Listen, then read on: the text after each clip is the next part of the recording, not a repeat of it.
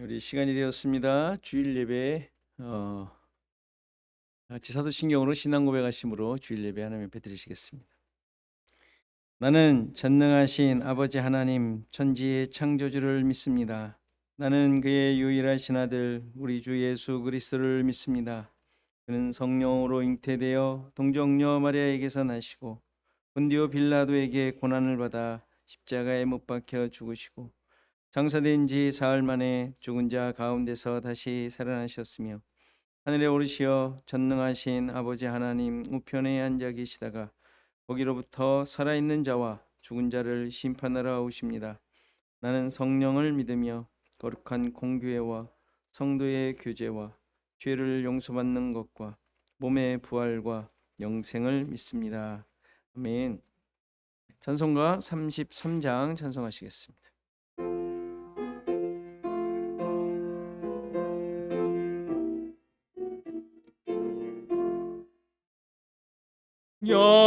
영광스런 주를 보라 고난받은 그 모습 승리하고 오실 때에 만민 경배하리라. 왕의 왕이 되신 주께 면류관을 드리세. 왕의 왕이 되신 주께 면류관을 드리세. 보좌 위에 계신 주께 면류관을 드리세.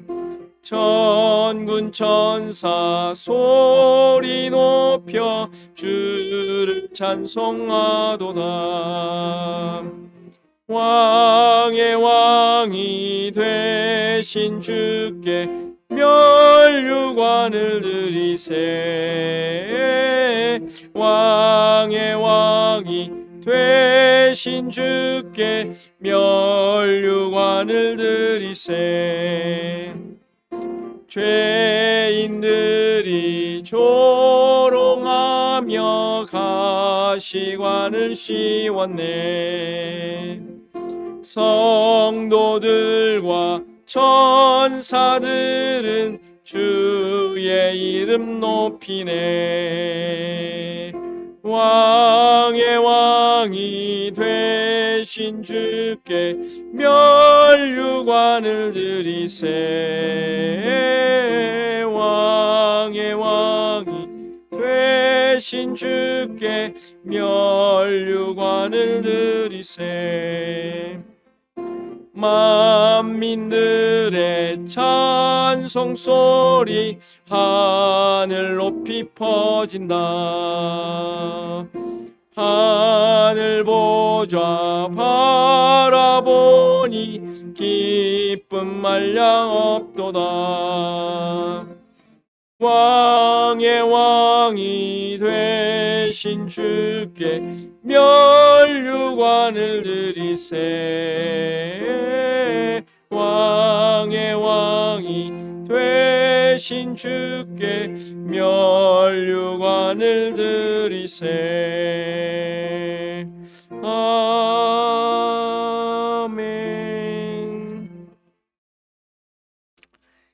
144장입니다. 찬송하시겠습니다.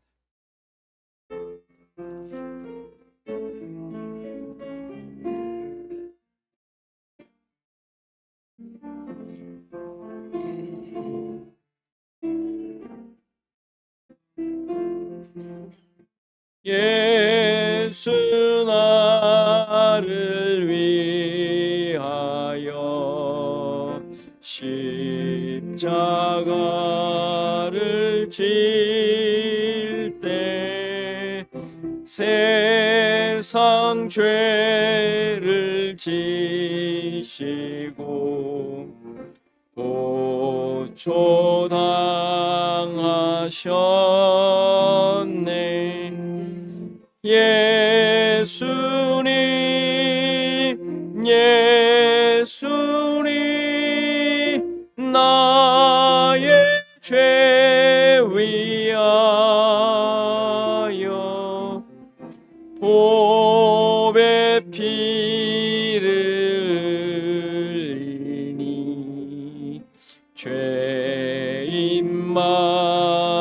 받으소서. 십자가를 지심은 무슨 죄가 있나. 저 무지한 사람들 메시아 죽였네. 예수님 예수님 나의 죄 위하여 보배 피를 흘리니 죄인 받으소서. 피와 같이 붉은 죄 없는 이가 없네. 십자가의 공로로 눈과 같이 되네. 예수님 예수님 나의 죄 위하여 보배 피를 흘리니 죄인 받으소서.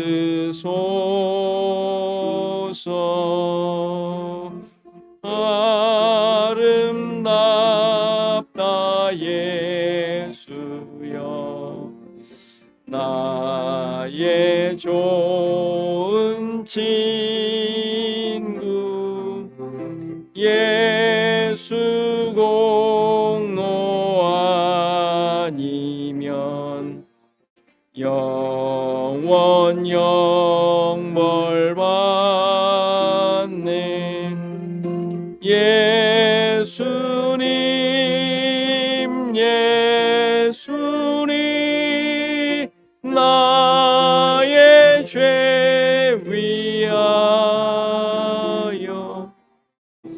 보배 피를 흘리니 죄인 받으소서.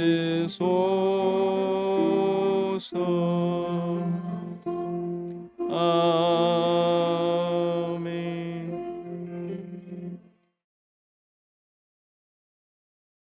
교동문 129번입니다. 오늘 종려주일인데요. 129번 교동문 같이 교독하겠습니다. 시온에 따라 크게 기뻐할지어다. 예루살렘에 따라 즐거이 부를지어다. 보라, 내 왕이 내게 임하시나니 그는 공의로우시며 구원을 베푸시며 겸손하여서 나귀를 낳다. 나귀의 작은 것 곧 나귀 새끼니라. 내가 에브라임의 병거와 예루살렘의 말을 끊겠고 전쟁하는 활도 끊으리니 그가 이방 사람에게 화평을 전할 것이요. 그는 그의 통치는 바다에서 바다까지 이르고 유브라데 강에서 땅끝까지 이르리라. 앞에서 가고 뒤에서 따르는 무리가 소리 높여 이르되 호산나 다윗의 자손이여 찬송하리라. 주의 이름으로 오시는 이여 가장 높은 곳에서 호산나 하더라. 아멘. 우리 김영자 권사님 우리 기도 인도해 주시겠습니다.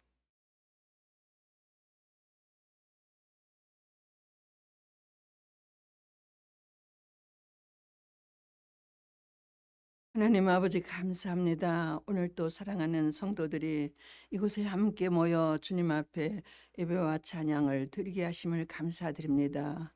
우리를 통하여 영광 받으시기를 원하시는 주께서는 이곳에 주원약 교회를 세우시옵시고 아버지 하나님이여 세상의 허탄한 것에서 우리는 벗어나서 예수 그리스도로 말미암아 구원받은 주의 백성으로서의 삶을 살 수 있도록 날마다 말씀이 우리를 재촉하시고 우리를 권고하시며 채찍하여 주시는 좋으신 하나님께 찬양과 경배를 올려드립니다.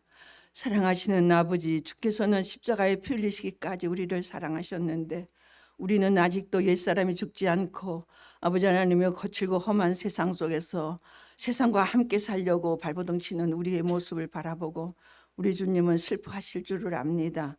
사랑하시는 아버지, 구원의 방주 노아의 방주를 통하여서 생명성 구원선에 탄 우리는 아버지 하나님이여 이제는 세상 것 교만하고 폐역하고 주님여 완악한 모든 세상 것들은 다 홍수에 휩싸여 떠나가게 하여 주시옵시고 아버지 하나님의 아라랏산 주님 아버지 하나님께서 구원의 계획 속에 아라랏산에 방주를 머물게 하시는 그 하나님 아버지 하나님은 그곳에 새로운 산봉우리를 우리에게 보이신 좋으신 하나님 십자가상에서 피 흘리신 주님의 모습을 바라보며 우리가 승리하는 삶을 살기를 소원합니다. 저주의 산 아버지 아라랏산에 배가 도착함과 같이 우리 주님 갈보리 언덕 위에 십자가에 저주의 십자가 지심으로 말미암아 우리는 구원의 백성이 되었습니다. 이 사랑과 감격의 날마다 감격하여 이제는 옛사람 나는 죽고 예수 그리스도로 인하여 새로 지은 피조물로서의 예수님이 머리 되어서 머리가 시키시는 대로 이끄시는 대로 인도하시는 대로 어디든 따라갈 수 있는 순종하는 삶을 살기를 소원합니다. 그리하기를 위하여 이곳에 말씀의 제단 주언약교회를 세우신 줄을 믿사오매 이곳에서 선포되어지는 주의 말씀을 우리는 귀로만 듣지 않게 하여 주시옵시고 우리의 삶에서 이제는 정말 예수로 인하여 사는 새로운 삶을 살아갈 수 있도록 축복하여 주시옵시길 주님 원합니다. 아버지 하나님이여 예수와 함께 동행하는 삶이 되기를 소원합니다. 하나님 아버지여 우리의 악한 인생들이 예수 그리스도 갈보리 언덕의 그 피 흘리심 때문에 이제는 예수로 사는 인생으로 변화될 수 있도록 축복하여 주시옵시고 은혜로 채워 주시옵소서. 하나님 오늘 또 세우신 종을 통하여서 주시는 말씀이 우리의 생명의 지침이 되게 하여 주시옵시고 이 말씀 붙들고 주님 오시는 날까지 천년 동안 이 땅에서 왕노들하며 제사장의 사명을 감당할 수 있는 주언약교회 사랑하는 성도들이 될 수 있도록 주님 은혜로 채우시옵소서.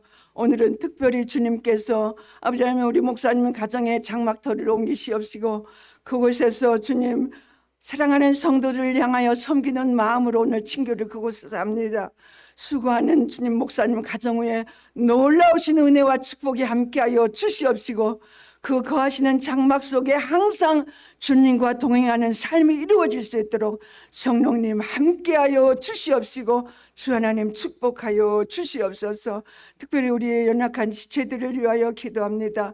하나님 특별히 김한철 장로님 아버지 어려운 투병 생활 속에서 지치지 않게 하여 주시옵시고 주님으로 인하여 소망을 든든히 가지게 하여 주시옵시고 힘들고 어려운 여건 속에서도 주님 바라보며 평강을 누릴 수 있는 아버지 평생의 생활이 될 수 있도록 은혜로 채워 주시옵소서. 믿사옵고 예배를 받으시는 주님께 감사드리며 예수님의 이름으로 감사하면서 기도 올려옵나이다. 아멘.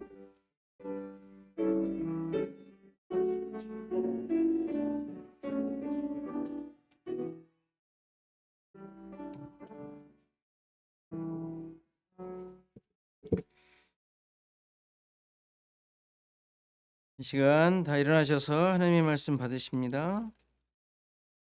하나님의 말씀은 창세기 8장 6절에서 12절 말씀입니다. 창세기 8장 6절에서 12절 말씀 제가 봉독해 드리겠습니다. 40일을 지나서 노아가 그 방주에 낸 창문을 열고 까마귀를 내놓음에 까마귀가 물이 땅에서 마르기까지 날아 왕래하였더라.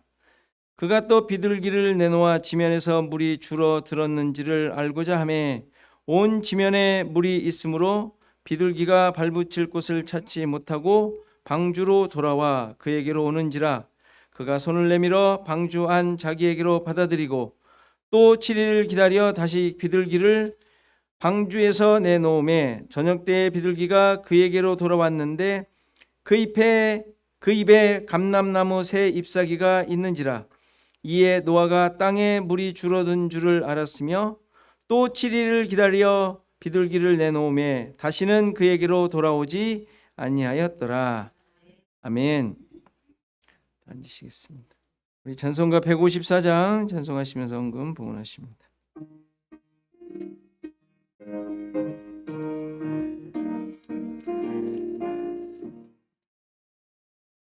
심령의 주여 면류관 받으시옵소서. 날 위해 쓰신 가시관 나 기억합니다. 저 겟세마네 기도를 늘 기억하게 하시고 그 십자가의 은혜로 날 인도하소서. 누셨던 무덤 내게도 보이시옵소서.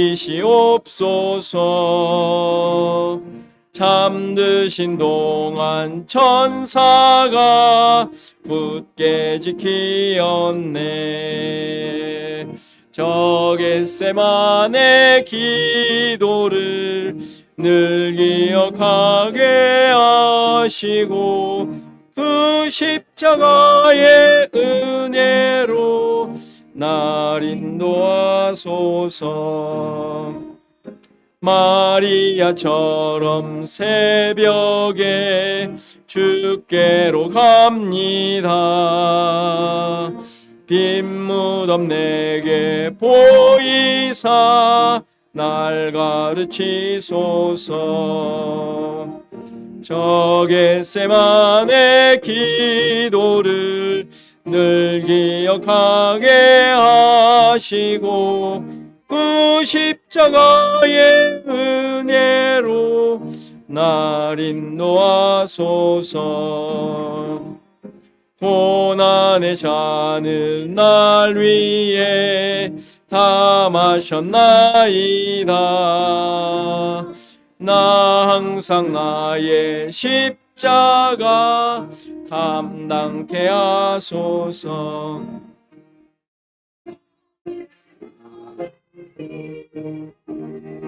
늘 기억하게 하시고 그 십자가의 은혜로 날 인도하소서. 아멘.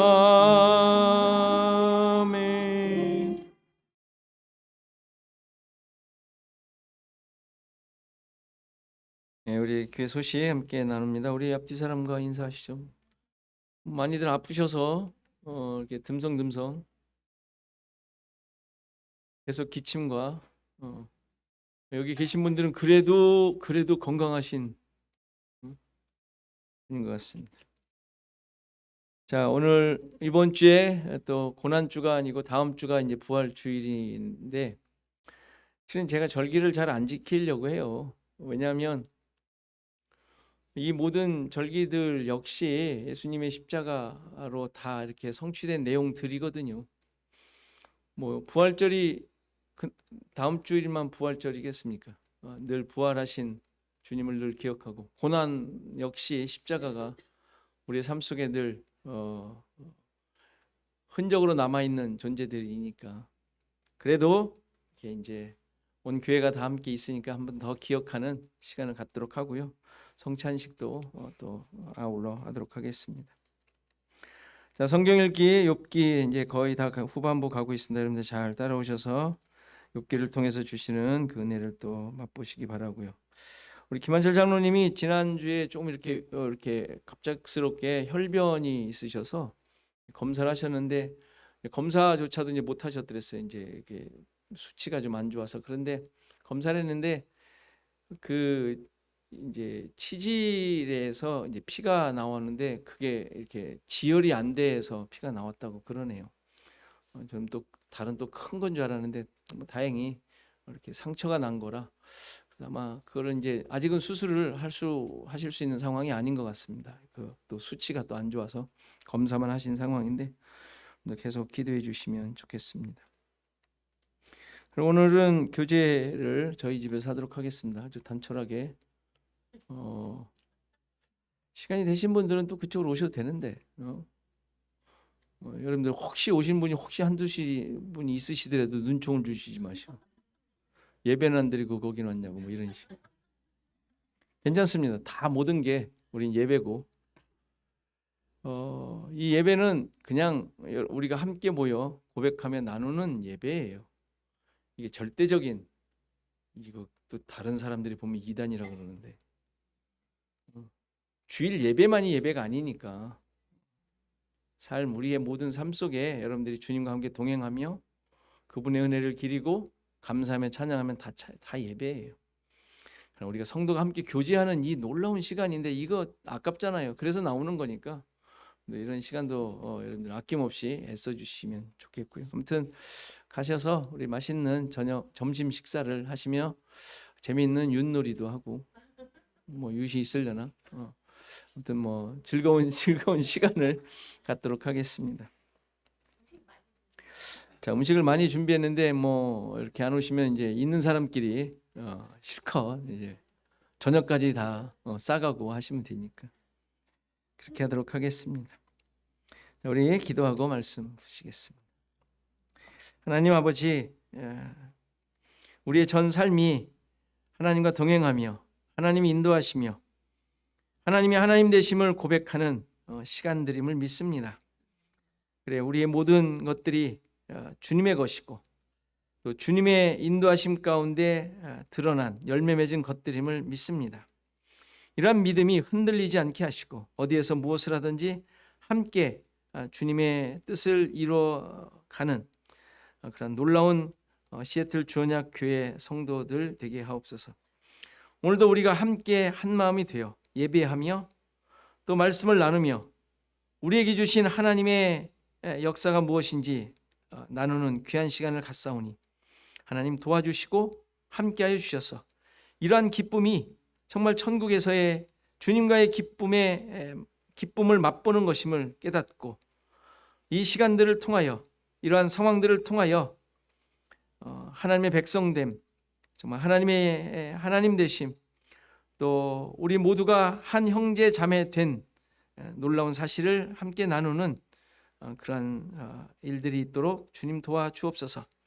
오늘도 이러한 예배를 통하여 또 말씀을 나눔을 통하여 하나님의 역사를 또한 깨닫고 고백하며 내 마음속에 깊이 새기고 하나님의 백성으로서 기쁨으로 살아가기를 소원합니다. 도와주시고 깨닫게 하시고 새기게 하시고 우리 마음속에 남아 우리의 삶 전 영역이 이러한 말씀으로 힘있게 살아가는 현장들 되게 하옵소서. 감사하고 예수 그리스도의 이름으로 기도하옵나이다. 아멘.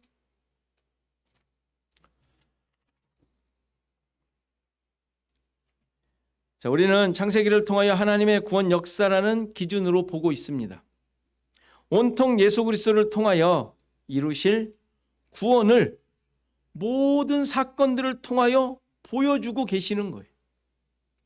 그러면 이런 창조 그리고 뭐 범죄, 타락, 쫓겨남, 자기 마음대로 삶, 그러면서도 번성함, 그런 가운데 홍수, 이런 것들을 지금 보고 있는데 이런 것들이 창세기에 기록되어 있는데 우리가 읽지 않습니까? 또 배우지 않습니까? 도대체 어떤 의미를 주고 있습니까? 여러분들에게 죄인들을 위한 구원 역사인데 그렇게 우리가 보고 있는데 그런 일들이 어떤 의미를 주느냐 이 말이에요. 뭐 이런 질문은 창세기만이 아니죠. 성경에서 하나님의 구원 역사, 예수 그리스도의 그 모든 행하신 것, 성육신부터 시작해서 이 땅에 오신 것부터 시작해서 그가 행하신 모든 일들, 뭐 말씀 전하시고 전도하시고 병을 고치시고 그리고 고난 받으시며 십자가에서 죽으시고 그리고 부활하셔서 승천하시고 재림하신다. 이 모든 것들이 성경에 쓰여 있는 내용이잖아요. 전부잖아요. 그 전부잖아요. 그게 이런 것들이 나에게 무슨 의미냐는 질문이에요. 하나님께서 그러한 일들을 다 하셨다는데 그래서 뭐? So what? 늘 묻는 질문 아니에요? 재밌는 두 단어, 영어 두 단어. So what? 그래서 뭐? 성경의 많은 내용들을 알고 있다는 것이 정말 의미가 있는가? 저는 물리를 좋아해서 지금도 물리나 천체에 대한 이런 내용들이 오면 들리면 자꾸 생각하고 머릿속에 되뇌이고 그래요. 근데 그게 나의 삶을 변화시키는 것이 아니죠. 지구에 대한 지식을 알고 있던들, 태양을 도는데 그게 365일이라는 것이 아니어서 매년 4년마다 윤달이 있다는 등 이런 걸 아는 게 내 삶을 변화시킵니까? 아, 올해는 2월 달이 29일이 있지. 그러니까 더 잘 살아야지. 이런 생각을 합니까?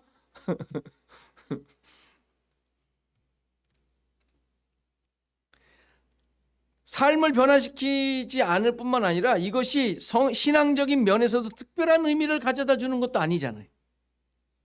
유명한 과학자들이 발견하고 얘기한 그 법칙들을 잘 알고 있고 그것을 잘 설명하여 야 그게 이런 거야 라고 하더라도 하나님과의 관계가 깊어지던가요?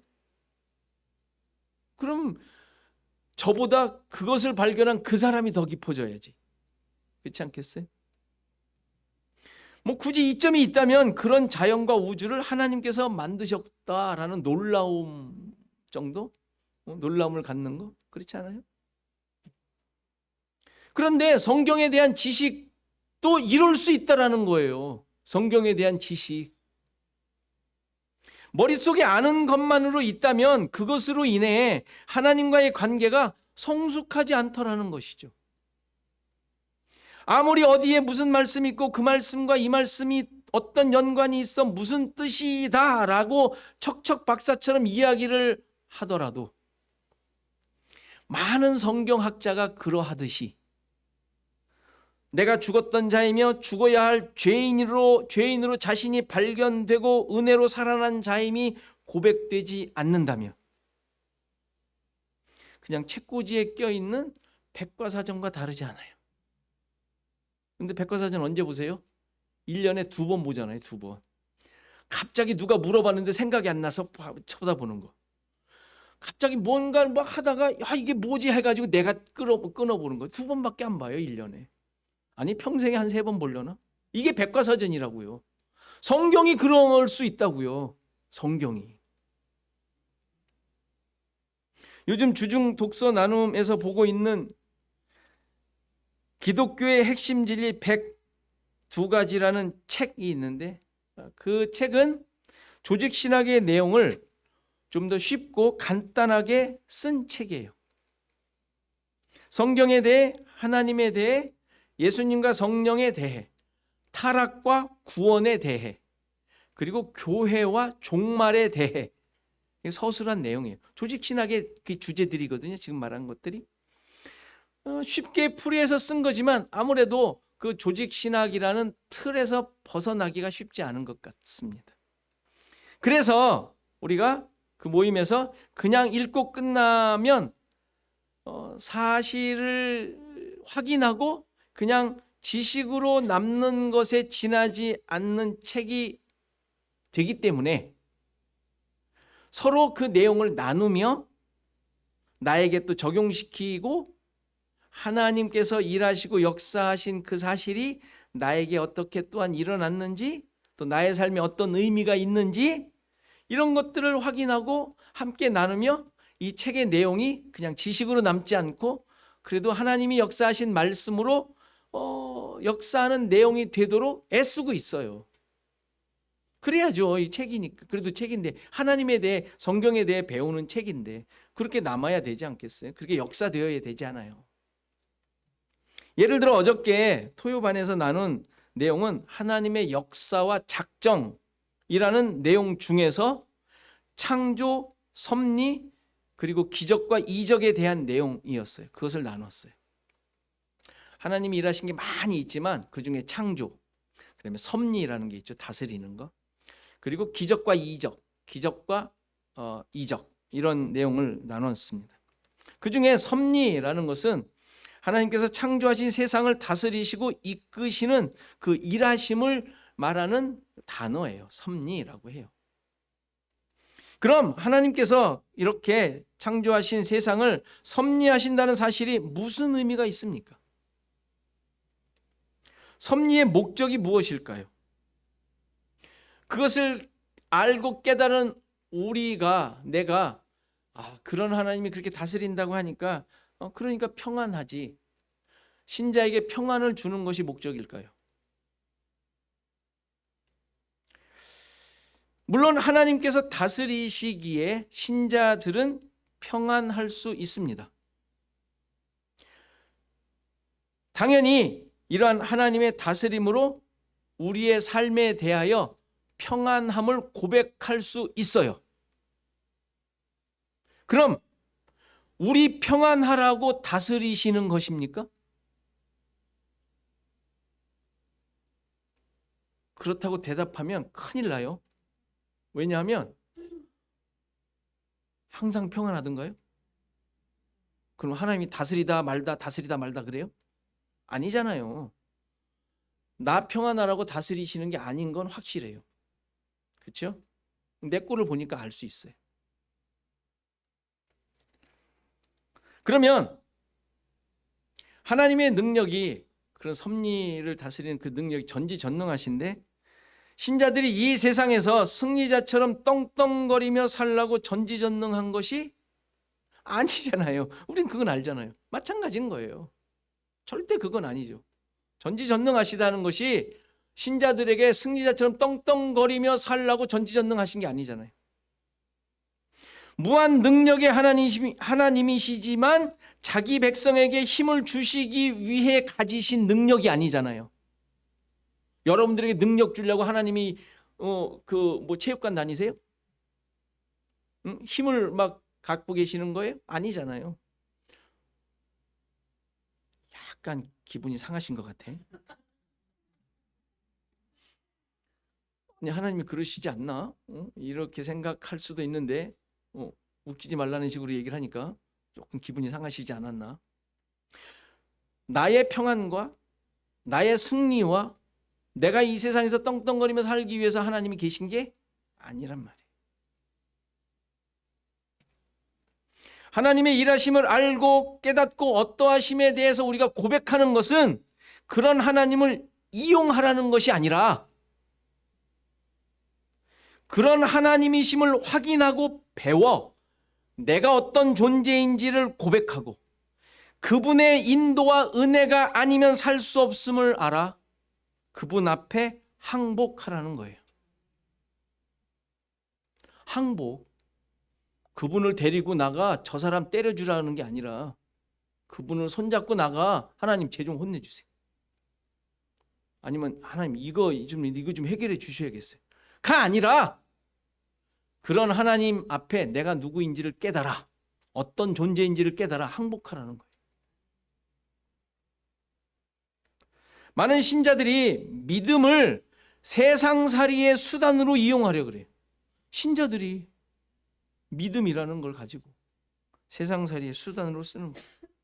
불신자들이 무당 찾는 것과 뭐가 달라요? 그렇죠? 무당 왜 찾아요? 그거 좀 해결해 달라는 거 아니에요? 요거 좀 어떻게 해결할 수 없냐고 물어보는 거 아니에요? 하나님을 그렇게 이용해 먹으면 안 되잖아요. 그런 하나님도 아니잖아요. 그런 나도 아니잖아. 내가 누구예요? 우리가 그런 존재 아니잖아요. 분명하잖아요. 약간 그런 마음이 조금 있지만 그거 빨리 떨쳐버려야 될 거잖아요. 절대 그거 아니라고. 당연히 벗어나야 할 모습. 그러니까 이 창세기를 우리가 보면서 다른 책도 다 마찬가지지만 지금 배우고 있으니까 이 창세기 내용이 우리에게 주는 도전도 똑같은 거예요.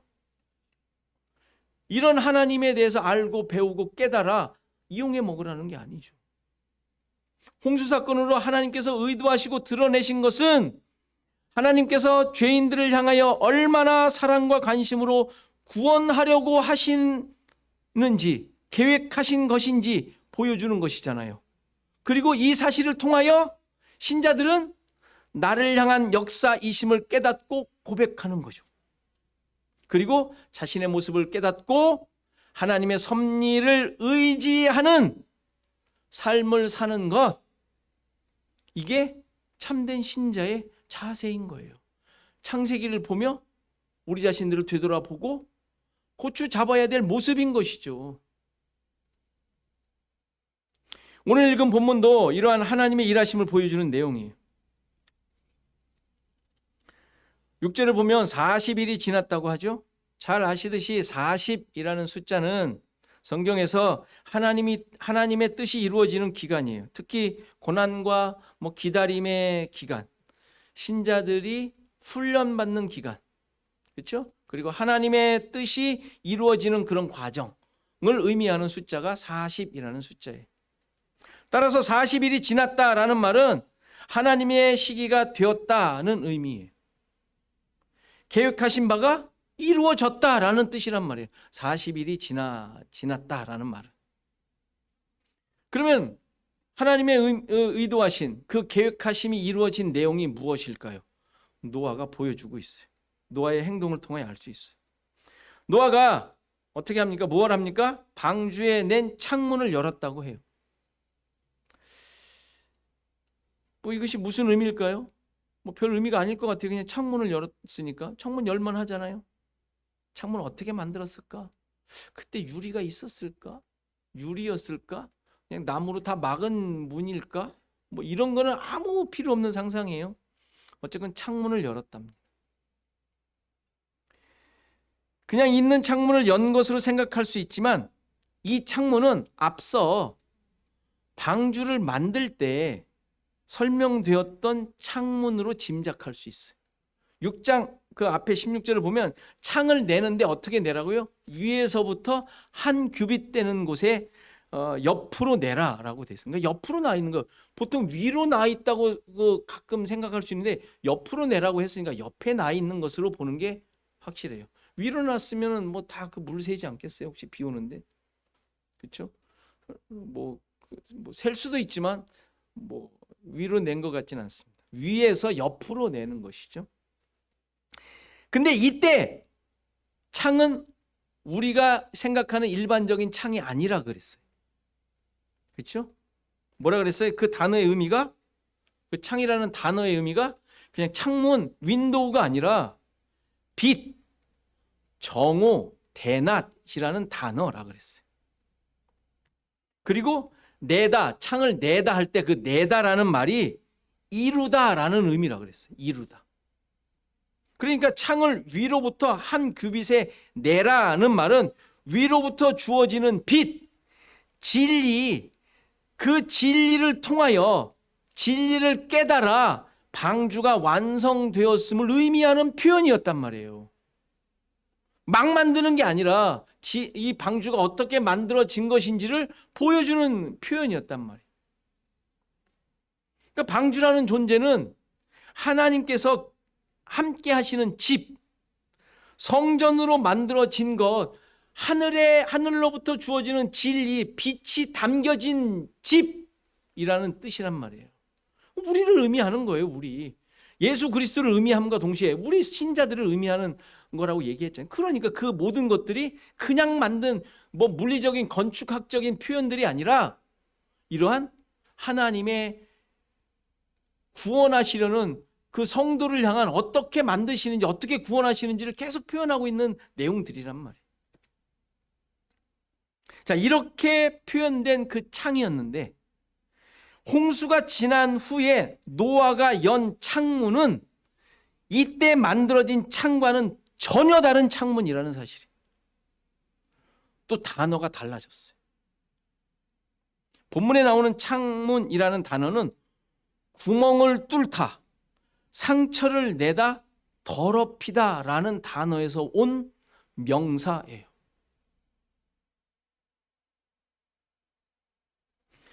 그러니까 그 창문의 의미가 뭐가 돼요? 방주에 구멍을 낸 거, 그것을 쳐서 상처를 내어 만든 것이 지금 이 노아가 연 창문이란 말이에요. 그러니까 이 창문은 어떤 의미예요? 홍수를 통하여 하나님께서 이루신 구원 사역인 예수 그리스도의 고난을 상징하고 있는 창문인 거예요. 십자가 사건이 성취된 존재, 이 방주가 이제는. 그러니까 홍수를 통하여 이루어진 내용이 무엇인지를 계시해 주고 있는 거예요. 홍수가 세례라는 사실을 베드로 사도가 얘기를 했었죠. 베드로전서에서. 홍수가 세례를 의미한다는 말은 그 홍수 안에 무엇가 있다는 얘기예요. 십자가 사건, 거듭남, 새 생명을 주는 것이 그 홍수에 있다라는 의미잖아요. 세례라면 그게. 그러니까 홍수를 통하여 새 생명을 얻게 하셨다는 사실 아닙니까? 충분히 이해가 되는 내용이에요. 홍수, 그 물이 세례의 의미가 있다라는 말은 그 홍수를 통하여 새로운 생명이 주어졌다는 의미지 않습니까? 그러니까 그것에 대한 증거가 바로 이 방주에 난 창문이란 말이에요. 창문. 홍수 전에는 하나님의 말씀, 진리를 의미하던 창이 홍수 후에는 고난과 십자가를 의미하는 창문, 꿰뚫어진 곳, 상처난 곳, 구멍난 곳으로 설명하고 있는 이유가 거기에 있는 거예요. 그러니까 홍수는 단순히 심판만을 의미하는 것이 아니죠. 하나님께서 세상을 향해 진노를 쏟아낸 것이 아니라 그러한 상황 속에서도 하나님께서는 예수 그리스도의 십자가를 통하여 구원의 은혜를 이루어 가고 계셨던 거예요. 그렇다면 이런 사실이 신자들에게 주는 의미가 뭐겠습니까? 아까 말씀드린 대로 평안함입니까? 마음의 위로가 되십니까? 이런 분이 나를 구원하셨다는 사실이 감격이 되십니까? 이런 마음들이 있는 거 충분히 이해가 갑니다. 틀렸다 하지 말라는 말은 아니에요. 그러나 그러한 목적으로 하나님께서 홍수를 일으키시고 구원의 역사들을 계시하신 것이 아니죠. 잘 생각해 보세요. 지금 이 사실을 듣고 있는, 그래서 깨달아야 하는 이스라엘 백성들은 지금 광야에서 헤매고 있는 중이에요. 게다가 이전에 애굽에서 살던 때가 더 좋다고 불평불만을 쏟아놓고 있는 상황입니다. 자신이 애굽으로부터 해방되어 약속의 땅으로 가고 있다는 사실조차 긴가민가하고 있는 처지예요. 이들에게 창조하신 하나님이 너희를 구원하시려고 이러한 놀라운 일들을 만들어 진행하셨다, 이러한 구원 계획을 알려주시는 이유가 제발 너희들 그러지 말고 말 좀 잘 듣고 불평불만 하지 말고 걱정하지 말고 마음 편하게 잘 따라오너라 라는 이유겠습니까? 그러고 있는 자들에게. 이 세상에서 정말 힘들고 고생하며 살고 있는 하나님의 백성들에게, 여러분들에게 힘들게 지금 살고 있는, 걱정하지 말고 내가 다 알아서 할 거니까 너희들은 내 말만 잘 듣고 따라오라는 의미로 성경 말씀을 주셨겠냐는 말이에요. 그렇게 성경책을 보고 있지는 않죠. 많은 신자들이 너무 생각하지 않고 이렇게 원초적인 반응으로 하나님을 믿고 있는 것은 아닌가 되돌아보셔야 돼요. 너무 단순하게. 물론 단순한 것이 나쁜 건 아니지만 이렇게 하나님의 뜻에 대해 그냥 그래 하나님께서 알아서 하시겠지, 그래 나는 편하게 가지면 돼, 이런 식으로 반응해서는 안 된다라는 거예요. 무조건.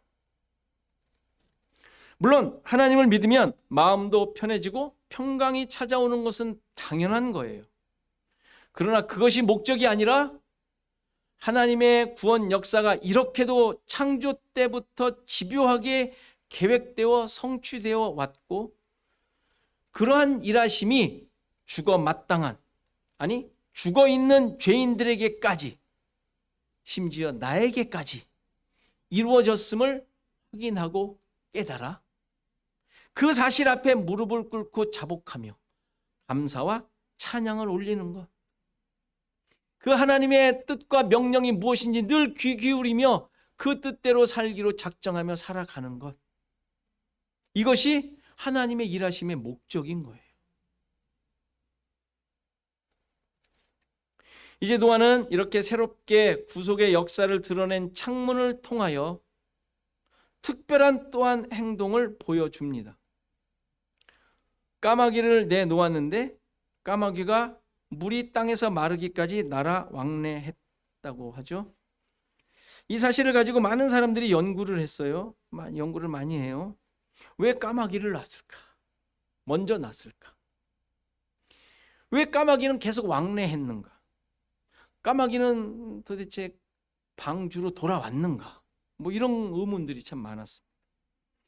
이에 대해 까마귀는 부정한 새이고 뭐 사체를 먹는 새라서 먼저 보냈다.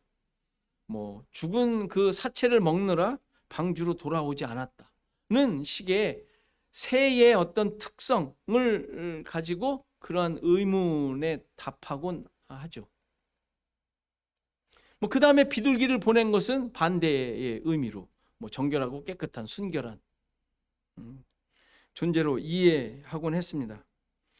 그러나 당연히 그런 내용이 아니죠. 이게 무슨 물리적인 동물의 왕국이 아니니까. 구속의 역사가 드러나는 현장에서 사체 먹는 부정한 새를 보내어 뭐 땅이 말랐는가 확인하는 것이 무슨 의미가 있겠어요?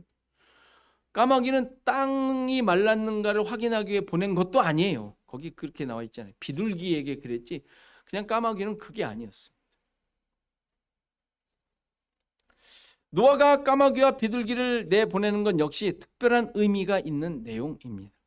먼저 까마귀라는 그 단어, 새의 이름의 의미는 저녁이 되다, 어두워지다, 빛을 잃다라는 동사로부터 온 단어예요. 까마귀라는 단어가. 그러니까 어둠을 의미하는 그 단어인 것이죠. 그 새 이름인 것이죠. 그러니까 어둠이 있다라는 얘기는 빛이 없는, 빛을 잃은, 빛을 볼 수 없는, 좀 더 복음적으로 말한다면 율법의 상태인이라는 뜻이에요. 빛이 없으니까 율법의 상태. 예수님이 오셨을 때 빛이 왔는데 어둠에 있던 자들은 율법에 있던 갇혀 있던 자들이잖아요. 죽은 상태인. 이런 의미의 새인 까마귀를 내보낸다는 것은 무슨 의미일까요? 홍수를 통하여 이루어진 이제부터 새롭게 시작되어지는 새로운 은혜의 환경의 세상은 이렇게 어두움이 물러간 율법의 저주가 사라진 모습임을 보여주고 있는 거예요.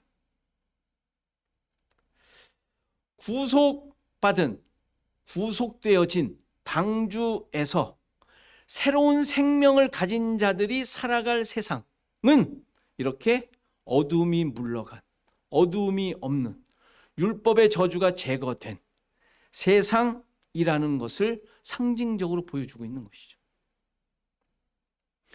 까마귀가 물이 땅에서 마르기까지 날아 왕래했다고 합니다.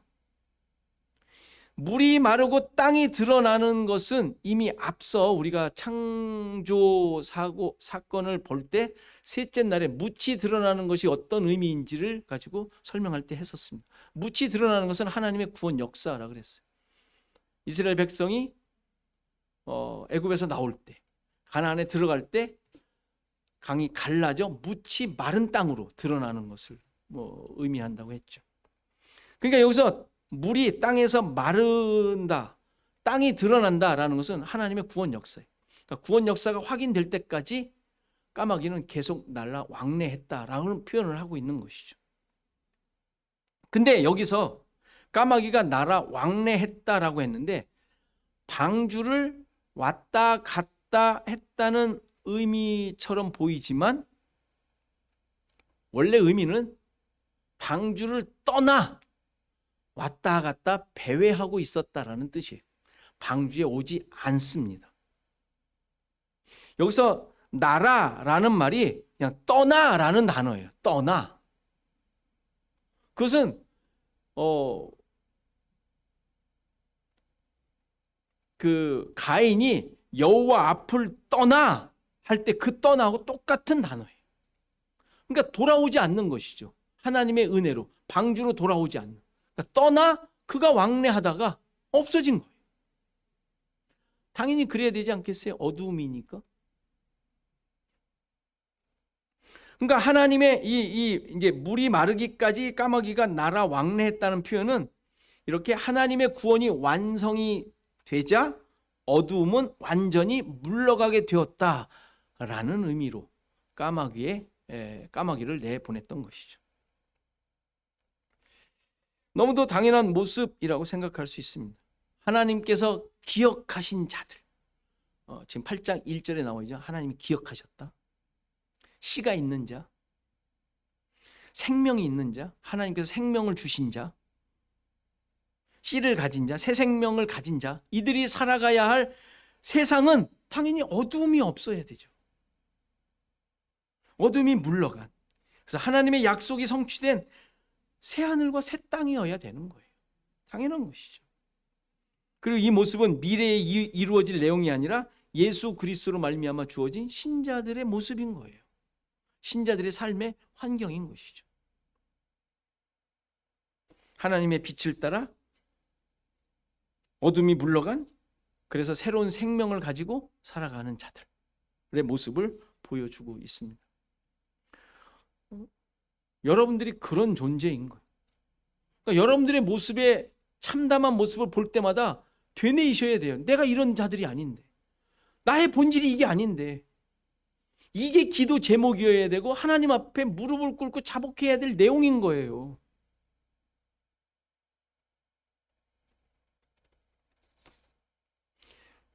우리가 서로 함께 모여 교회에서 예배를 드리고 성도들의 교제를 나누며 늘 그들의 사정을 돌아보는 이유들이 다 거기에 있는 거예요. 잘 살아보세가 아니에요. 잘 살아보세가. 잘 살아보세는 혼자 해도 잘 살잖아요. 아니, 국가가 잘 해주잖아요. 세상이 잘 해주는데 뭘 우리가 잘 살아보세를 하겠어요. 이런 사실을 확인하고 하나님의 다스림 가운데 있음을 고백하는 삶. 어두운 가운데 행하는 자들이 아니라 이제 어둠은 물러가고 빛 가운데 거하며 빛이 된 자들 확인하며 살라는 것이죠. 자, 그렇다면 비둘기를 내놓아 보냈다라는 말은 어떤 의미겠어요? 당연히 까마귀와 반대의 의미인 것이죠. 우리는 비둘기에 대해서는 성경에 너무 많이 나오니까 어둠이 사라지고 이제 하나님의 나라가 찾아오는 모습임을 비둘기를 통하여 확인해 줍니다. 비둘기라는 단어는 원어로 여러분들 아세요? 여러분들 잘 아는 단어인데 선지자 중에 이 이름이 있는데 누구죠? 예수님께서도 말씀하셨어요. 내가 보여줄 것이 이거밖에 없다고.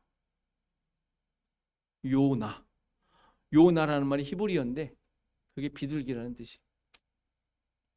굳이 요나의 사역과 결부될 수도 있지만 살펴보면 여기서 비둘기가 한 모습이 마치 요나가 사명을 감당하며 보여준 모습과 많이 일치하는 모습을 보게 돼요. 자, 비둘기를 보낸 목적은 분명하게 오늘 본문에 나와 있듯이 물이 지면에서 줄어들었는지를 알고자 한 거예요. 그런데 발붙일 곳이 없어서 그냥 돌아왔고 다시 일주일이 지나서 7일이 지나서 비둘기를 다시 보내는데 저녁 때에 두 번째 때 감람나무 새 잎사귀를 물고 왔죠. 그러니까 이것으로 물이 줄어들었음을 알았다고 했고요. 그리고 다시 7일을 기다렸다가 비둘기를 보냈는데 이제 돌아오지 않았다라고 합니다. 그러니까 분명히 비둘기를 통하여 분명한 것들을 알게 된 것이죠. 분명한 것들. 목적이 분명히 성취되었음을 알 수 있어요. 이 과정 가운데 중요한 것은 당연히 새로운 감람나무 잎사귀를 가져왔다는 사실이에요. 감람나무는 성경을 보면 특별한 의미를 가진 것을 알 수 있어요. 스가랴서 4장을 보면 감람나무가 무엇을 의미하는지 보여주는데 스가랴 4장을 보면 12절에 내가 다시 그에게 물어 이르되 금 기름을 흘리는 두 금관 옆에 있는 이 감람나무 두 가지는 무슨 뜻이냐 하니 그가 내게 대답하여 이르되 내가 이것이 무엇인지 알지 못하느냐 하는지라. 내가 대답하되 내 주여 알지 못하나이다 하니 이르되 이는 기름 부음 받은 자 둘이니 온 세상의 주 앞에 서 있는 자니라 하더라. 기름 부음 받은 자라고 얘기를 하죠, 감람나무가. 그런데 기름 부음 받은 자는 우리가 잘 알고 있듯이 누구죠? 그리스도. 이게 이제 헬라어고 히브리어로는 메시아. 메시아가 기름 부음 받은 자라는 뜻이에요. 그러니까 감람나무는 그리스도를 의미하는 거예요. 구원자를 얘기하고 있는 거예요. 예수 그리스도를 예표하고 있는 표현이죠. 그러니까 새 감람나무 잎사귀를 비둘기가 가져왔는데 이건 뭐겠어요? 하나님의 특별한 구원의 소식을 가져온 거예요. 여기서 새로운이라는 이 새의 뜻은 찢어진, 방금 뜯은 이라는 뜻이에요. 그러니까 이렇게 뜯었다는, 찢었다라는 의미가 있는 단어예요. 그래서 새 감람나무 잎사귀는 찢어 뜯은 감람나무 잎사귀라는 의미예요. 이건 역시 그리스도의 고난을 의미하고 있죠. 그러니까 비둘기가 가져온 것이 뭐예요? 예수 그리스도의 십자가로 말미암아 주어질 새로운 생명, 그 생명의 양식을 의미하고 있는 것이죠. 새로운 세상에서 새 생명을 가지고 살아야 할 자들이 가지고 있어야 할 것, 그리스도로 말미암아 주어지는 새 생명의 양식. 뭐 좀 더 우리 잘 아는 것으로 익숙한 것으로 말한다면 복음을 가져온 거예요. 그것이 바로 물이 말랐다라는 증거란 말이에요. 묻이 드러난 증거. 묻이 드러남으로 주어지는 거, 구원이잖아요. 새 생명, 가나안이 주어지잖아요. 광야가 주어지잖아요. 새로운 생명이 주어지잖아요. 그리고 하나님의 구원 역사로 인하여 어둠은 물러가고 새로운 세상, 예수 그리스도로 말미암은 생명이 주어진 자들이 사는 세상, 이 세상이 오게 되었음을 이 두 새를 보내는 장면을 통하여 보여주고 있는 내용이에요. 그냥 뭐 동화 같은 얘기들이 아니라, 그렇지 않겠어요? 하나님이 지금 새로운 세상의 시작을 알리시는 작업을 하고 계시는데 무슨 동화 얘기를 하겠냐고요. 동물의 왕국 이 얘기가 들어가 있겠냐고요, 여기에. 그렇지가 않죠. 이렇게 하나님께서는 홍수를 통하여 새로운 생명을 가진 자들로 하나님의 나라를 만들어 가실 것임을 보여주고 있는 것입니다. 그리고 예수 그리스도로 말미암아 이 새 생명을 가진 자들이 교회를 이루고 하나님 나라를 만들어 가고 있는 것임을 이미 홍수 때부터 이렇게 말씀해 주고 계셨던 것이죠. 그리고 이 역사에 여러분들이 부름을 받아 지금 살아가고 있는 거예요. 다른 존재들이 아니에요. 노아와 같이 이렇게 새로운 생명을 가진 새로운 세상에서 살아가고 있는 자들이라고. 어떤 존재로 어떤 삶을 살아야 할 것인가 늘 질문하셔야 돼. 내가 누구인가 확인하시지 않으면 나도 모르게 지나간다니까요. 나도 모르게 그냥 살아가게 돼요. 왜?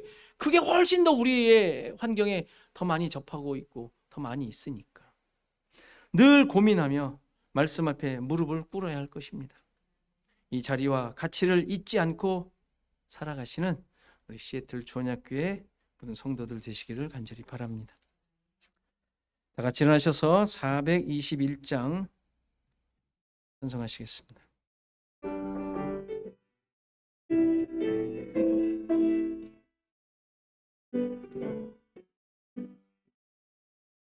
내가 예수 믿고서 죄 사함 받아 나의 모든 것 다 변했네. 지금 내가 가는 길 천국 길이요 주의 피로 내 죄가 씻겼네. 나의 모든 것 변하고 그 피로 구속받았네.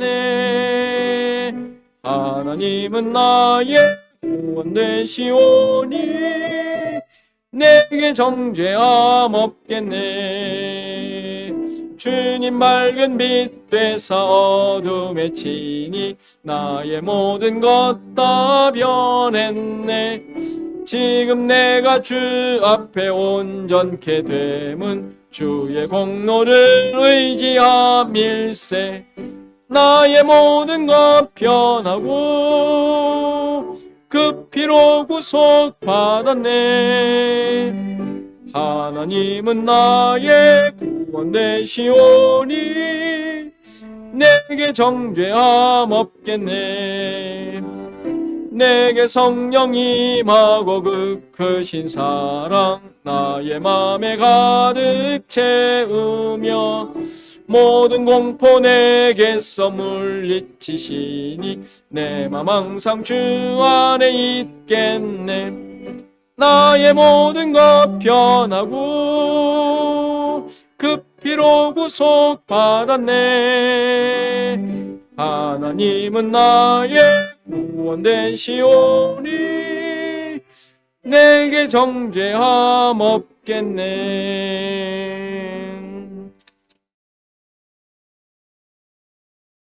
우리 말씀 생각하며 잠깐 기도하는 시간 갖습니다. 하나님의 구원 역사를 깨달은 자로서 말씀 앞에 서며 살게 하소서. 나를 향한 예수 그리스도의 십자가에 항복하게 하소서. 기도하시고 우리 김한철 장로님, 김용옥 권사님, 김영자 권사님, 장순명 장로님, 장정률 권사님, 그리고 여러 아프신 분들 기억나시는 대로 우리 다 같이 이 시간 기도하시겠습니다. 기도합니다. 하나님 감사합니다. 오늘도 주의 은혜와 주님의 뜻, 주님의 선하심을 쫓아 이 시간 하나님 주시고 함께 해주시옵소서. 주님 은혜를 베풀어 주시옵소서. 하나님 함께 해주시옵소서. 정말 저희들 주님의 선하신 뜻을 쫓아 하나님의 함께 하심을 따라 살아가는 저희들, 하나님의 역사하심 속에 아버지 하나님 주님의 뜻을 깨닫고 살아가는 저희들, 아버지여 우리 자신을 깊이 깨닫고 나의 나됨이 아버지 주님의 놀라우신 역사가 있습니다. 나의 손자리 나와 함께 하시는 주님의 뜻을 쫓아서 되게 하옵소서. 우리를 보내셨습니다. 우리를 살리셨어. 아버지 하나님, 우리를 정말 새로운 세상, 새로운 하나님의 능력과 함께 하시고 살게 하시는 그 뜻을 깊이 깨닫고 나의 나됨 순간 아버지 나를 이끄시는 아버지 가슴에 우리 모두가 되게 하여 주시옵소서. 주님 성령 잡으시옵소서. 우리들이 세상 사람 함께 해주시옵소서. 주님 바라볼 수 있는 주님 함께 해주시옵소서. 하나님의 하나님 베풀어주시옵소서.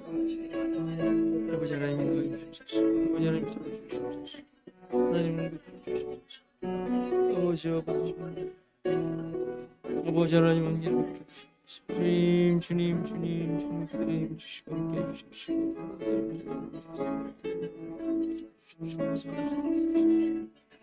하나님 우리 아버지 하나님 우리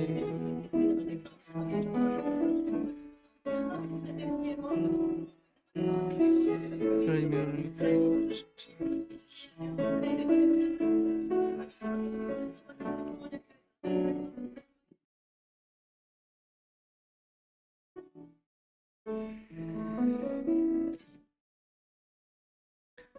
하나님 아버지, 주님의 놀라우신 은혜에 감사를 드립니다. 주님, 나의 나된 것 하나님께서 놀랍게 역사하시고 모든 환경을 통하여 정말 나 같은 자들, 정말 보잘것없는, 아니 티끌과 같은 저희들 이렇게 집요하게 구원의 역사를 이루어 가시고 살아계신 생명의 역사를 이루어 주심에 감사를 드립니다. 이러한 자리, 이러한 위치에 있는 저희들 하나님의 백성으로서 바르게 살게 하옵소서. 참된 하나님의 하나님 되심을 드러내는 그런 백성으로서, 그런 하나님의 자녀로서 이 땅 가운데 참된 그 사명을 감당하는 우리 모두가 될 수 있도록 하나님 도와주시옵소서. 연약할 때마다 깨우쳐 주시고 세상의 것들로 휘말릴 때마다 우리의 본질을 깊이 깨닫게 하시고 말씀 앞에 서게 도와주시옵시고, 정말 십자가만이 우리의 반석이며 피난처임을 깨달아 우리의 모든 삶을 통하여 이러한 참된 증거의 증인의 삶을 살 수 있도록 하나님 도와주시옵소서. 주님, 여러 가지로 연약한 우리 성도들 붙잡아 주시고 그들의 그러한 힘들고 어려운 환경 역시 하나님의 살아계심의 증거들이 드러나는 환경임을 깨닫게 하시고, 나를 이끄시고 나와 함께 하신 그 놀라운 하나님의 일하심의 확증을 얻는 기회임을 깨달아 그 모든 상황 가운데 주님만을 찬양하며 살아가는 주님의 참된 백성들, 시애틀 주원학교 모든 성도들 되게 하옵소서. 이제는 예수 그리스도의 은혜와 하나님의 크신 사랑, 성령의 감화 감동 교통하시며 함께하심, 오늘 예배한 모든 성도들 머리 위에, 저들의 생업과 가정과 자손 대대 위에, 시애틀 주원학교회 위에 이제로부터 영원토록 함께 계실지어다. 아멘.